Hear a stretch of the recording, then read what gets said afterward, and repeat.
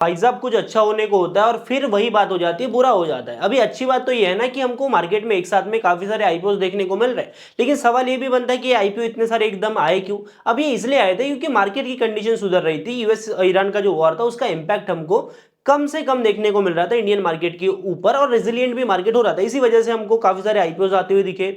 Market को लगा कि कहीं ना कहीं एसबीआई फंड्स मैनेजमेंट का आईपीओ मार्केट के अंदर एक नई जान देगा। आईपीओ मार्केट की मैं बात कर रहा हूँ स्पेसिफिकली, तो मार्केट में काफी सारे आईपीओ आए इस मतलब बहती गंगा में हाथ धोने के लिए, लेकिन हमको काफी चीजें देखने को मिल रही है। देखो पहली बात तो हम इन 3 आईपीओ का रिव्यू करने वाले, कंपैरिजन करने वाले, और बढ़िया तरीके से मैं आपको एक स्क्रीन के ऊपर कंपेयर करके बताऊंगा, और आप मतलब आगे भी काफी आईपीओ को इस टेक्निक का यूज करके कंपेयर कर सकते हो, वो तो होगी। लेकिन हमें ये भी समझना पड़ेगा ना कि एसबीआई फंड्स मैनेजमेंट के साथ में ऐसा क्या हो गया। मतलब इतनी बढ़िया कंपनी थी, फंडामेंटली स्ट्रांग कंपनी थी, और एकदम से क्या हो गया। देखो प्रॉब्लम क्या है ना, अपन वो समझते हैं। पहली बात, निफ्टी के अंदर हमको गिरावट देखने को मिली, 24,000 के लेवल के नीचे निफ्टी आई थी। तो जीएमपी के जो हमको ट्रेंड देखने को मिल रहे थे ना, वो 24,400 का जो लेवल था निफ्टी का, वो देखने को मिल रहा था। और निफ्टी के अंदर गिरावट देखने को मिली क्योंकि यूएस ईरान का वॉर फिर से एस्केलेट हुआ। मतलब डील की बात हो रही थी, वो तो पूरी तरीके से खत्म हो गई। ऊपर से क्रूड का भाव हमको काफी ज्यादा बढ़ता हुआ दिखा, $88 के करीब हमको क्रूड का भाव देखने को मिल रहा है। ब्रेन क्रूड लगभग $96 पर बैरल तक ऑलरेडी जा चुका है, और इन सभी चीजों की वजह से हमको एसबीआई फंड्स के आईपीओ के अंदर गिरावट देखने को मिली।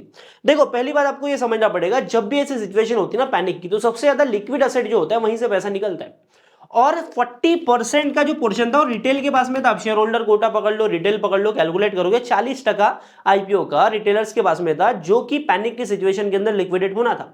और बढ़िया बात ये भी है ना, यहाँ पर ये जो लिक्विडिटी मार्केट के अंदर आई है, क्यूआईबीज की तरफ से जो डिमांड देखने को मिल रहा था, क्यूआईबीज ने इस लिक्विडिटी को शक किया है, तो लॉन्ग टर्म में कंपनी के लिए बढ़िया हो रहा है। देखो मैंने पहले ही आपको बताया था कि आपको एक काम करना है, अगर आप सीरियल आईपीओ इन्वेस्टर हो, अगर एक आईपीओ से दूसरे आईपीओ में अमाउंट लगाते हो, आपका पैसा जो है वो आईपीओ लगाने का ही है, तो आप वहां से निकल लो।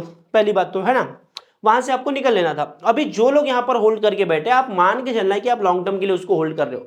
क्योंकि आपको एक बात समझना पड़ेगा, जो हमारी लिस्टिंग डे की स्ट्रेटेजी थी डे 1 के लो की, तो डे 1 का लो ब्रेक हो चुका है पैनिक की वजह से, मार्केट में जो पैनिक है, और यहां पर आपका ऐसा लग जाना चाहिए था। इन केस आप यहां पर होल्ड कर रहे हो, ऑब्वियसली बात है मैंने होल्ड किया, क्योंकि मुझे कंपनी के ऊपर ट्रस्ट है, तो मैंने यहां पर इसको होल्ड कर रखा है। तो over the period of 4 to 5 months हमको अच्छा रिटर्न यहां पर देखने को मिलेगा। काफी सारे लोगों ने 20 to 30% का अपसाइड भी दिया है, तो आई कंसीडर कि भाई ये चीजें हमको आने वाले टाइम में देखने को मिलेगी, क्योंकि इवेंचुअली मार्केट कंडीशन सुधरने ही वाली है। अभी आ जाते हैं आईपीओ के कंपैरिजन के ऊपर। आई होप आपको सारी चीजें क्लियर हो चुकी होंगी, जिनके सवाल थे इस आईपीओ को लेकर एसबीआई फंड्स मैनेजमेंट के, उनके लिए मैंने ये चीज क्लियर कर दी। ठीक है, तो 3 आईपीओ की बात करेंगे। देखो हमको कुल ना अभी के टाइम पर एक टाइमलाइन देखने को मिल रही है जिसके ऊपर 3 आईपीओ है। ये तीनों ही आईपीओ, पहली बात लोहिया कॉर्प, दूसरा आपका इंडो एमआईएम, और तीसरा आपका एक्स्ट्रानेट क्या था, एक्स्ट्रानेट टेक्नोलॉजीज। ये तीनों ही आईपीओ 23 तारीख को मार्केट में ओपन हो रहे हैं, 23 जुलाई को। अब इनमें हम अप्लाई कब तक कर सकते हैं, यहां पर आप अप्लाई कर सकते हो 27 जुलाई तक। 28 तारीख को इनका अलॉटमेंट का बेसिस क्लियर होगा, और 30 तारीख को ये तीनों ही कंपनी जो है वो मार्केट के अंदर लिस्ट होने वाली है।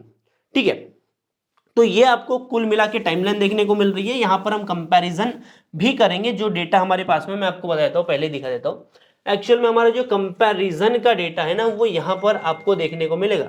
तो कुछ इस तरीके का हमारे पास में कंपैरिजन है, तो अपन इस पर भी आएंगे, पर पहले इंपॉर्टेंट चीजें जो है ना आईपीओ के रिलेटेड, वो अपन समझ लेते हैं। देखो लोहिया कॉर्प की अपन आईपीओ की बात करते हैं, यहां पर 1101 करोड़ का हमको इशू देखने को मिल रहा है। अभी लोहिया कॉर्प के अंदर ये जो इशू साइज देखने को मिल रहा है ना, ये एंटायरली ऑफर फॉर सेल है, जो कि नेगेटिव बात है। ये 100% ऑफर फॉर सेल है।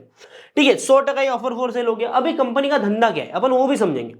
ठीक है, कंपनी के बिजनेस की अपन बात करें तो ये ओवन राफिया मशीनरी बनाती है। अभी कुछ दिनों के पहले हमको एक ऐसी कंपनी देखने को मिली थी जो कि इंजीनियर्ड फैब्रिक्स बनाते हैं, है ना। जो फैब्रिक्स यूज होते हैं, हमारी जो सीमेंट की बोरी है, फर्टिलाइजर्स की बोरी है, बोरे पैकेजिंग जो होता है, वो बोरियां जो बनती है ना, जो फैब्रिक से बनती है, वो फैब्रिक को बना देते हैं। लेकिन ये कंपनी क्या करती है, ये कंपनी मशीनरीज बनाती है जो वो फैब्रिक बनाती है, और ये एंड टू एंड पूरा काम करते हैं, है ना। मतलब उन बोरियों को चिपकाने के लिए जो प्लास्टिक बनता है, मतलब ओवरऑल चीजें जो बनती है उसको बनाने की मशीनरी, जिसको राफिया मशीनरीज बोलते हैं, वो ये कंपनी बनाती है। और इनका मार्केट शेयर की अपन बात करें तो इंडिया के अंदर 2025 का, if I am not wrong, 2025 का डेटा के हिसाब से 40.7% का इनका मार्केट शेयर है। तो एक तरीके से हम इसको मार्केट लीडर बोल सकते हैं, हाईएस्ट मार्केट शेयर इनके पास में है। कंपनी के बिजनेस की मैं बात करता हूं ना, तो कंपनी के फाइनेंशियल फंडामेंटल हमको ठीक देखने को मिल रहा है। अभी अपन इसके वैल्यूएशन की बात करते हैं, 425 मतलब 425 रुपए का पर शेयर आपको देखने को मिलेगा। ग्रे मार्केट प्रीमियम की मैं बात करूं तो पर शेयर के ऊपर 36 रुपए और 8% का जीएमपी देखने को मिल रहा है।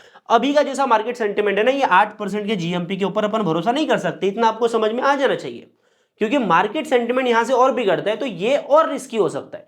तो ये चीज अपने दिमाग में रखना है। अभी अपन अगले आईपीओ के ऊपर चलते हैं, फिर हम सभी चीजों को कंपाइल करते हैं। तो वीडियो को पूरा देखना भाई, ध्यान से समझो एक एक चीज जो मैं बता रहा हूं। अभी जो अगला आईपीओ जो सेम टाइमलाइन के ऊपर ओपन हो रहा है, इंडो एमआईएम का IPO, Indo MIM limited company का नाम है, और यही आईपीओ सबसे ज्यादा चर्चा में है, तो इसकी चर्चा हम भी कर लेते हैं।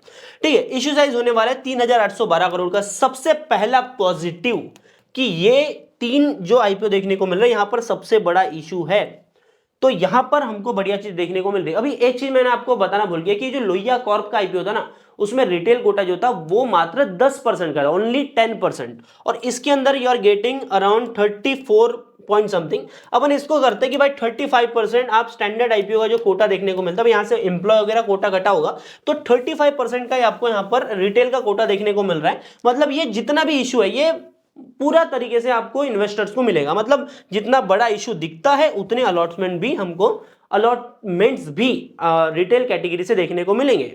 मैं यहां पर नंबर की बात करूं कि एक्चुअल में कितने लोगों को अलॉटमेंट मिलना है, तो वो होता है लगभग 9,14,000 समथिंग। मतलब 9,14,000 लोगों को इसमें अलॉटमेंट मिलता है। अगर मान के चलते कि भाई 30 लाख एप्लीकेशन भी यहां पर लगती है, तो 3 में से एक एप्लीकेशन को अलॉटमेंट मिलेगा। 40 लाख भी लगती है तो 4 में से एक एप्लीकेशन को अलॉटमेंट मिलेगा। तो ये आईपीओ जो है ना, यहाँ पर अलॉटमेंट के चांसेस वाला देखने को मिल रहा है, क्योंकि मुझे पता है आप में से काफी सारे ऐसे महारथी लोग हैं जिनके पास में 7-7 8-8 आईपीओ लगाने के लिए डीमेट अकाउंट्स है। तो वो चीज मतलब बढ़िया ही है, मतलब लगाओ भाई, पैसा कमाओ।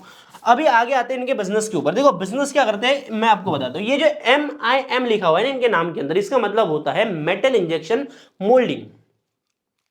मुझे कोई मतलब नहीं ये इतना इंजीनियरिंग वाली चीजों से, लेकिन मैं इतना बता देता हूँ कि ये जो मोल्डिंग है ये एक टेक्निक है जिसका यूज करके डिफरेंट टाइप्स ऑफ कंपोनेंट्स बनाते हैं, जो मेटल कंपोनेंट्स बनाते हैं, जो कि एरोस्पेस के अंदर, ऑटोमोटिव इंडस्ट्री के अंदर, डिफेंस के अंदर, मेडिकल के अंदर काफी सारी चीजों में यूज होते हैं। वो जो कंपोनेंट्स होते हैं ना, गाड़ियों के अंदर लग रहे हैं, कहीं डिफेंस सिस्टम के अंदर लग रहे हैं, कहीं मेडिकल के अंदर लग रहे हैं, वो कंपोनेंट काफी तिगड़म होते हैं, मतलब टेढ़े मेढ़े होते हैं। तो ऐसे डिफरेंट टाइप्स ऑफ टेक्निक्स होती हैं इनसे ऐसे चीजों को बनाने के लिए। तो उनमें से एक है भाई मेटल इंजेक्शन मोल्डिंग।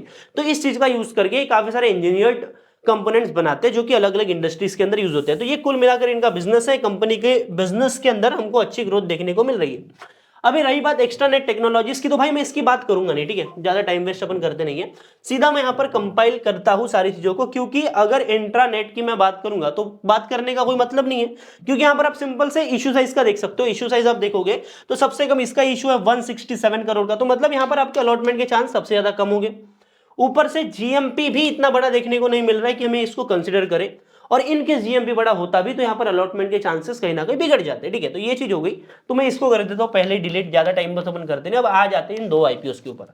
देखो इशू साइज की तो बात हमने समझ ली, बाद में अपन समझते हैं रिटेल इशू साइज की। रिटेल कोटा यहाँ पर छोटा होने की वजह से, 10% का होने की वजह से 110 करोड़ का ही रिटेल इशू देखने को मिल रहा है, जिसकी वजह से यहाँ पर जो टोटल रिजर्व एप्लीकेशन रखी गई है ना, वो रखी गई है 73,000। लेकिन वहीं पर अपन यहां पर आते हैं इंडो एमआईएम के ऊपर, तो यहां पर हमको जो रिजर्व एप्लीकेशन देखने को मिल रही है वो देखने को मिल रही है कुल 9 लाख। तो लोगों को क्या चाहिए, 2 ही चीज चाहिए भाई आपको। पहली अलॉटमेंट के चांसेस बने, दूसरा प्रॉफिट बने।